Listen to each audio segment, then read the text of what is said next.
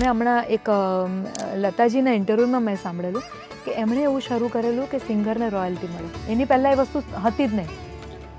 એમનાથી શરૂ થયેલી ને ત્યારે એમનો ઘણા બધા જે મ્યુઝિશિયનો ને જે આ બધા પ્રોડ્યુસરોને બધાએ મોટો વિરોધ બી કરેલો હતો.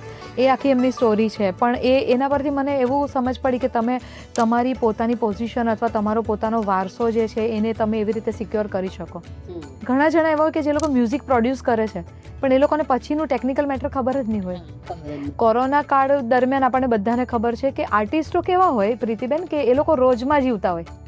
આજે કમાયા, આજે ખાધું, આજે સૂઈ ગયા, કારણ કે એ લોકો અને એને લીધે થઈને આર્ટમાં પોતાની લાઈફ આખી હોમી દીધેલા કેટલા બધા કલાકારો એવા હતા કે જેને બીજું કશું આવડતું જ નહોતું. એ લોકોએ કોઈ દિવસ વિચાર્યું જ નથી કે અમારે કોઈની જોબ કરવી પડે.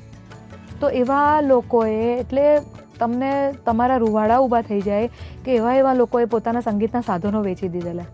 તો ત્યારે ઘણા કલાકારો આગળ બી આવેલા, બધાથી બને એટલી મદદ બધાને કરી આપણે. પણ એ સમય પછી હવે આર્ટિસ્ટો પોતે બી કે ભાઈ અમારે બીજું એક સ્ટેન્ડ બાય રાખવું પડશે.